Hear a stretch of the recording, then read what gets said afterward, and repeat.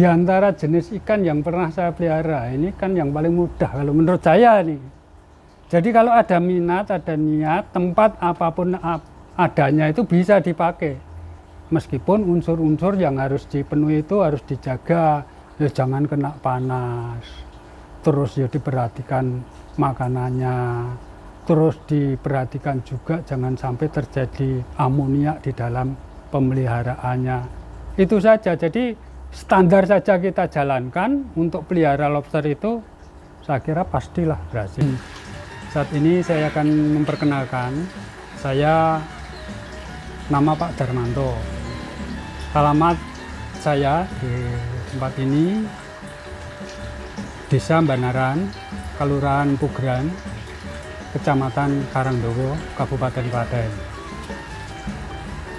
Lah mengawali pembicaraan saya berkenaan dengan kegiatan ataupun profesi saya saat ini, saya petani ikan yang pada saat sekarang ini terutama purna COVID-19 kami mengkhususkan diri pada budidaya ikan air tawar terkhusus kepada udang lobster air tawar. Dan yang kedua, kami juga mencoba budidaya katak bullfrog atau katak lembu atau katak banteng yang biasanya dimanfaatkan sebagai katak konsumsi. Kami budidaya lobster itu sebetulnya belum tahu bahwa lobster yang kami budidayakan saat sekarang ini tuh ternyata juga bisa menjadi lobster konsumsi. Pada saat itu kami diperkenalkan oleh rekan saya yang notabene juga sama-sama budidaya ikan hias, memperkenalkan kami kepada udang lobster air tawar yang tujuannya kami budidaya sebagai udang hias atau lobster hias. Dan lambat laun di kemudian hari pada saat sekarang dan kami lihat di YouTube, itu ternyata lobster air tawar ini juga bisa dibudidayakan sebagai ikan konsumsi. Nah untuk itu mulai tahun kemarin atau 1-2 tahun terakhir ini kami fokus udang atau lobster air tawar ini kami fokuskan untuk kami pelihara sebagai ikan konsumsi. Ya memang selain daripada lobster air tawar dan kata, kami sebenarnya masih ada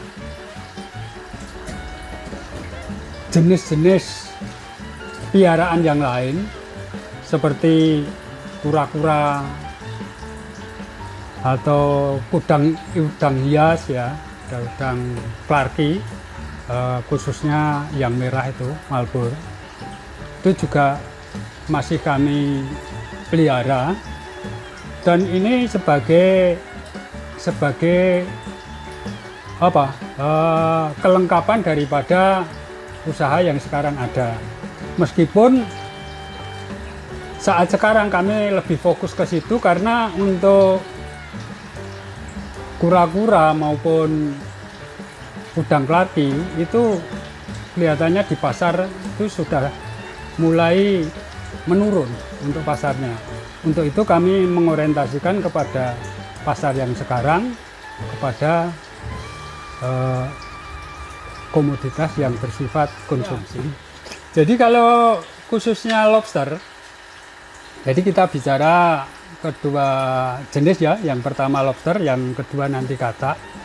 Kalau kita awali dari lobster ini, bagi kami itu boleh dikatakan ya kami mengenal sudah agak lama, tetapi fokus kepada produksi sebagai lobster konsumsi itu baru.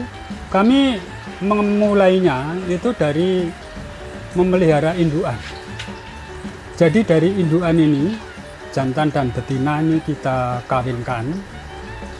Setelah kita kawinkan ini, setelah usia ya setidaknya itu di atas 8 bulan atau 10 bulan ke atas baru bisa kita jadikan sebagai indukan. Dan pada saat jantan dan betina itu sudah mulai pada usia perkawinan, itu kita mulai menetaskan, kita ambil lobster betina yang sudah bertelur, ini kita pisahkan dan ini kita isolasi atau kita tempatkan satu tempat untuk menetaskan telur-telurnya. Nah, untuk alat penetasannya itu sebetulnya bisa dengan berbagai cara. Kebetulan saya menggunakan galon bekas mineral yang saya lihat juga tempatnya itu agak besar, artinya cukup longgar untuk gerakan betina lobster itu untuk melepaskan telur-telurnya sebagai bayi-bayi lobster atau sebagai buraya. Nah, di dalam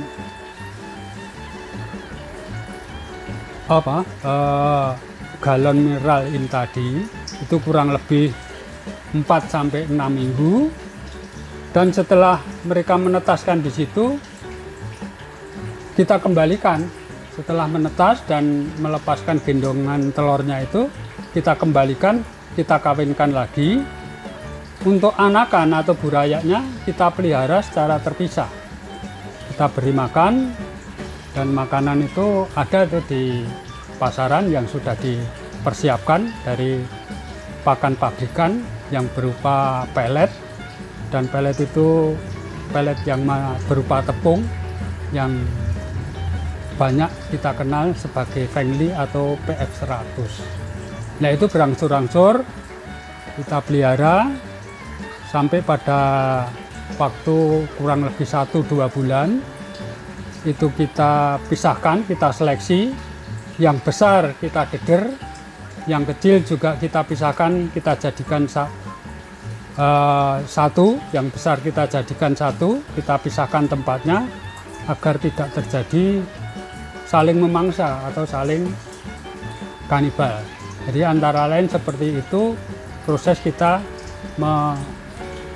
mewujudkan atau kita membuat benih lobster yang kita awali dari indukan yang tadi dari depan. Nah, setelah dari itu, selepas kita mendapatkan benih dari lobster yang sudah kita tetaskan, itu kita masuk kepada tahapan pembesaran. Nah, dalam pembesaran ini diusahakan ya usianya itu atau besarnya, ukurannya itu yang merata. Ukur 1 inci atau 2 inci atau 3 inci untuk kita besarkan di tempat yang lebih luas. Dan menurut rekan-rekan, karena saya sendiri itu juga belum membesarkan, itu idealnya membesarkan itu di kolam tanah yang cukup luas, karena dengan daya dukung tanah yang lebih alami itu memungkinkan pertumbuhan lobster itu akan lebih cepat dan lebih mudah di dalam memantau perkembangannya. Ya, yang pertama ya, yang kami rasakan saja ini, meskipun saya ini juga masih belajar ya, perlu dikoreksi kalau ada yang salah. Itu yang pertama itu kosnya itu murah, itu kosnya murah karena makanannya itu murah, dan kalau memang sengaja untuk tidak membeli pakan, cari pun masih bisa gitu. Jadi kalau orang mau cari pakan itu, kalau ke toko cari itu tidak bisa, kalau ke toko itu mesti beli. Tapi kalau cari itu ke sawah itu masih bisa cari keong, cari ya kalau masih ada yuyu. Itu kita proses, kita jadikan pakan, itu justru pakan yang paling bagus untuk lobster karena proteinnya tinggi. Yang kedua, kalaupun kita tidak mau cari, limbah dapur pun itu masih bisa kita masukkan. Limbah nasi, atau sisa-sisa tulang, daging, kalau kita itu rajin untuk mencuci terlebih dulu, kita hilangkan unsur-unsur minyak, unsur-unsur bumbu-bumbu yang lain, sudah jernih, sudah bersih, kita berikan pakan lobster, itu pun mau makan. Dan itu tidak mengurangi kualitas daripada lobster itu sendiri. Hanya saja ya tentu mungkin karena unsur-unsur yang diperlukan itu mungkin tidak terpenuhi, hanya saja dampaknya itu waktunya sedikit agak panjang. Jadi keunggulan di antara lobster itu antara lain kosnya ringan, yang kedua kami lihat lobster ini tidak mudah terkena penyakit, gitu ya. Jadi kalau ikan pada umumnya itu dagingnya di luar, tulangnya di dalam. Jadi kalau kena penyakit ya pasti dagingnya. Jadi berpenyakit, ketok boroknya atau parasit atau jamur, atau sering kita kenal aeromonas dan sebagainya. Tapi karena lobster ini yang di luar ini tulangnya, nah itu tidak cerdas itu. Bibit penyakit seperti jamur, seperti borok, seperti memar merah. Karena saya pengalaman di lele, pengalaman di ikan lain itu sering terjadi hal itu. Kalau lele kan ada sumutnya merah, ada ekornya patah, itu kan karena virus. Tapi kalau saya lihat ini untuk lobster ini tidak ada, dan bukan berarti tidak ada penyakitnya, tetapi di dalam lobster ini saya lihat kalaupun kena penyakit itu 1-2, untuk mencari solusinya ya kita ambil yang sakit, kita pisahkan, yang lain tidak masalah. Tidak pernah kok massal sakit semua lah, kecuali kalau bencana kepanasan itu ya airnya panas semua akan terdampak. Tetapi kalau secara teknis itu sebetulnya lebih pandai untuk ketahanan fisik daripada lobster, yaitu antara lain ketahanan tidak mudah kena penyakit, makanannya murah meskipun waktunya agak sedikit panjang, saya kira. Jadi kalau dalam hal lobster ini yang tip yang saya sarankan itu hanya satu, minat saja. Kalau ada minat, ini diantara jenis ikan yang pernah saya pelihara, ini kan yang paling mudah kalau menurut saya nih. Jadi kalau ada minat, ada niat, tempat apapun adanya itu bisa dipakai. Meskipun unsur-unsur yang harus dipenuhi itu harus dijaga, ya jangan kena panas. Terus ya diperhatikan makanannya, terus diperhatikan juga jangan sampai terjadi amoniak di dalam pemeliharaannya. Itu saja. Jadi standar saja kita jalankan untuk pelihara lobster itu, saya kira pastilah berhasil. Kalau untuk menggapai atau mempunyai harapan yang besar-besar ya tinggal menganalisa aja dengan sekian luas. Hasilnya begini lah, saya menginginkan punya gaji berapa, ya tinggal mengalihkan aja sendiri sesuai dengan analisa yang kita miliki sendiri. Kalau lobster itu airnya memang tidak harus jernih, tetapi dia membutuhkan air yang sehat, dalam arti air yang segar bagi ukuran lobster itu sendiri. Jadi tidak harus jernih kinclong, itu bukan.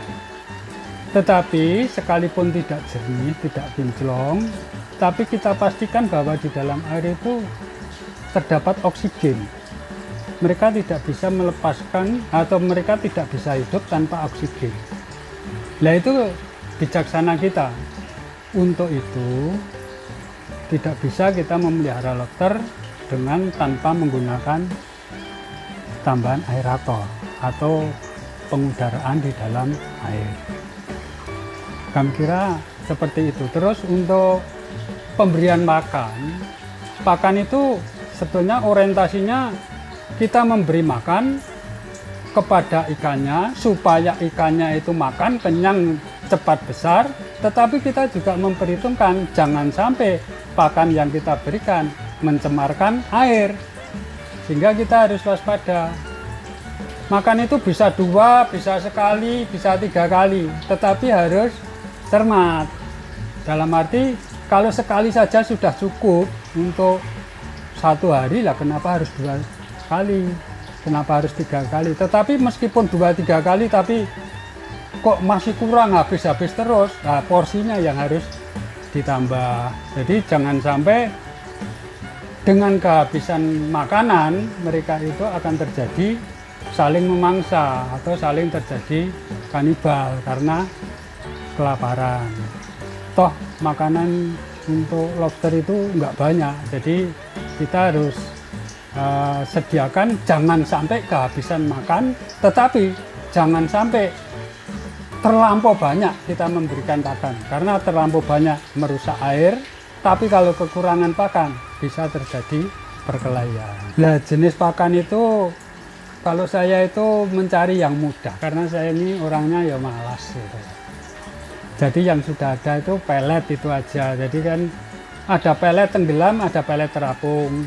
Nah kalau lobster itu maunya itu segala sesuatu yang dimakan itu harus dalam posisi tenggelam.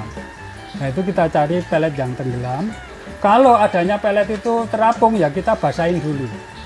Kita basahi, kita kepel, kita cemet-cemet dan kita taruh, itu pasti akan tenggelam. Jadi kalau memudahkan mencari pakan, kalau saya ya saya kasih pelet, tetapi kalau yang ingin mencari variasi lebih baik tentu ada tambahan berupa daging, ada tambahan berupa pakan yang bersifat herbivora ya, jadi yang berupa tumbuhan. Kalau pelet itu idealnya ya tetap kita tambahkan fermentasi. Tujuannya itu kalau kita kasih fermentasi itu pertama itu saat dikonsumsi pelet itu oleh lobster itu memudahkan pencernaan di dalam tubuh lobster itu menyerap, sehingga makanan yang dimakan itu akan jadi daging, akan menjadi berat badan.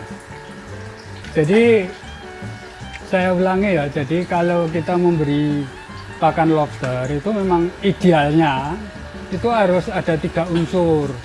Yang pertama itu kalau menurut saya 3 unsur itu unsur pelet itu yang sudah melalui laboratorium, penelitian dan sebagainya, unsur-unsur ini dan itunya itu sudah sedemikian lengkap ya. Ada abu batunya, ada proteinnya, ada dan sebagainya, itu sudah. Lebih idealnya lagi ditambah fermentasi. Jadi fermentasi itu fungsinya selain melunakkan daripada pelet itu sendiri, itu nanti setelah dikonsumsi oleh lobster, itu di dalam tubuh lobster itu akan lebih mudah diserap untuk menjadi daging. Itu yang pertama. Kalaupun itu tersisa tidak termakan, pelet itu sudah terurai oleh bakteri yang timbul dari fermentasi itu tadi, sehingga tidak menimbulkan blooming atau amoniak di dalam air. Yang ketiga, kotoran daripada ikan yang keluar itu karena sudah diurai oleh bakteri yang ada di dalam fermentasi itu akan menjadi lumpur atau cairan yang netral, yang sudah tidak ada unsur-unsur gasnya, sehingga itu bisa bermanfaat bagi lobster dalam dia pada saat-saat melakukan molting atau pergantian kulit, atau kalau orang mengatakan istilahnya tempat untuk ada perlindungan, ada untuk persembunyian. Perlindungan mungkin di shelter, tapi persembunyian saat mereka itu mencari tempat yang tidak diketahui oleh lobster yang lain untuk berganti kulit. Jadi ada sembunyi, ada berlindung. Itu menurut pemahaman kami, barangkali bagi saudara-saudara kami yang lebih memiliki pemahaman yang lain mungkin bisa ditambahkan. Itu arti daripada. Yang berikutnya, selain dari pakan pelet, itu ideal untuk pakan lobster itu daging untuk menambah protein. Jadi kalau kami memberikan pakan itu ya karena kami juga masih ada sisa-sisa lele yang sudah afkiran, yang sudah besar tapi sudah tidak produktif. Kalaupun mau dimasak itu yang mau makan itu yang sudah haras-harasan karena melihat saja sudah ngeh gitu. Itu kita proses, kita jadikan pakan untuk lobster. Itu ternyata itu kita berikan dalam bentuk mentah yang kita potong-potong, itu tidak bersisa. Kalaupun bersisa itu hanya beberapa persen saja yang memang keras.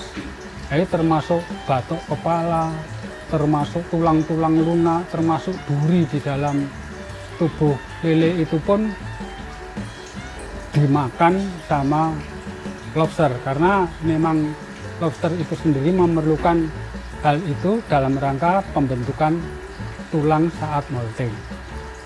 Jadi 3 unsur itu, yang kedua pelet, yang kedua daging, yang ketiga itu sebagai unsur tambahan yang menurut saya juga penting dalam rangka menambah jumlah telur.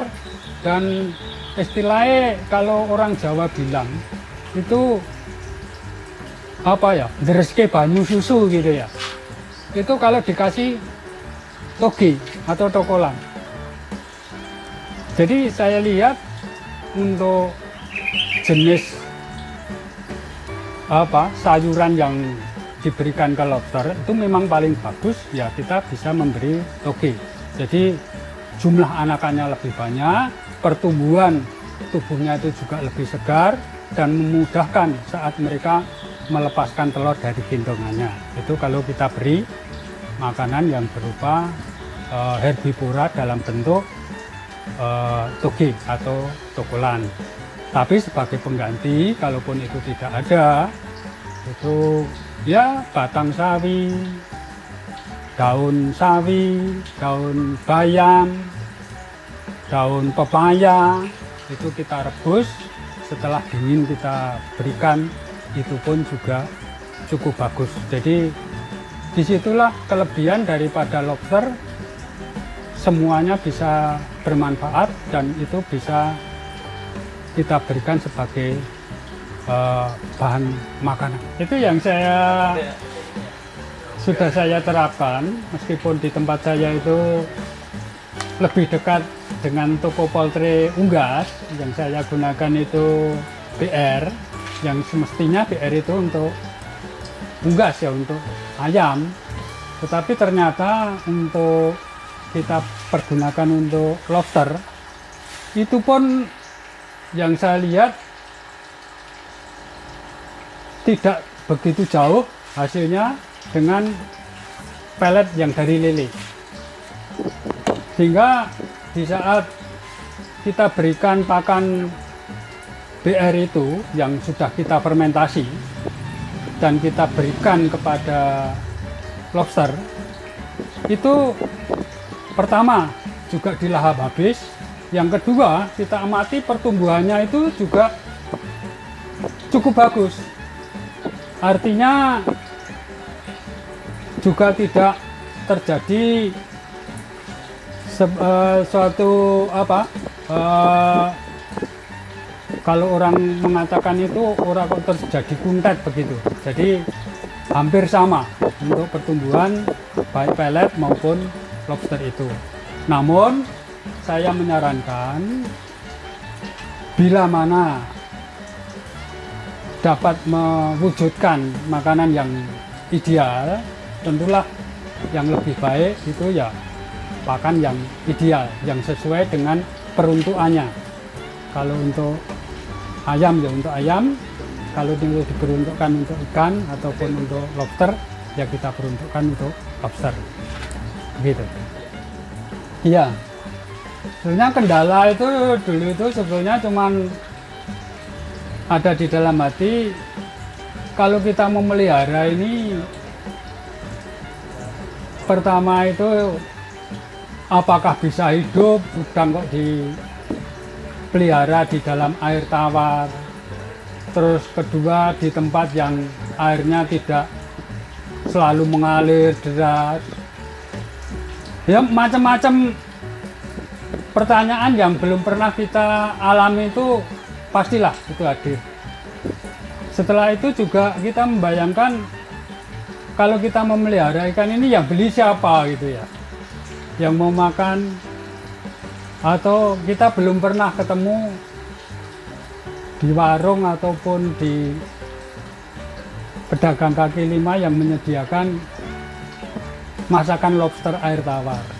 Jadi setelah kita konsultasikan, setelah kita lihat berbagai informasi di perkotaan, terutama di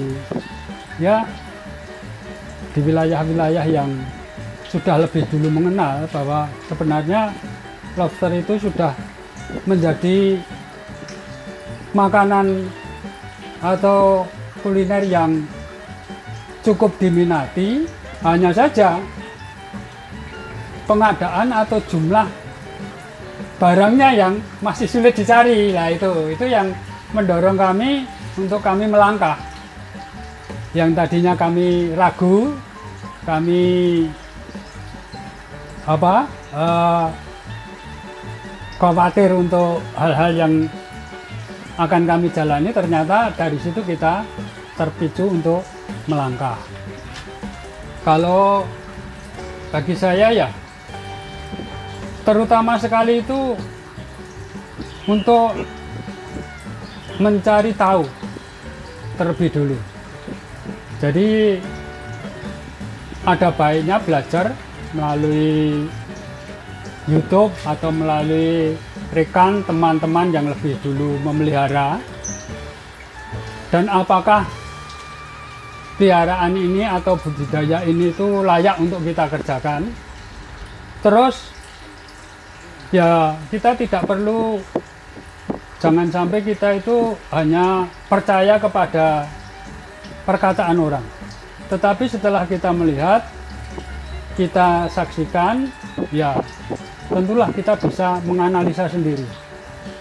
Itu saran saya, agar kalau sudah menentukan sebuah langkah, itu kita sudah tidak ragu-ragu lagi, dan kita mantap untuk menapaki perjalanan ke depan gitu.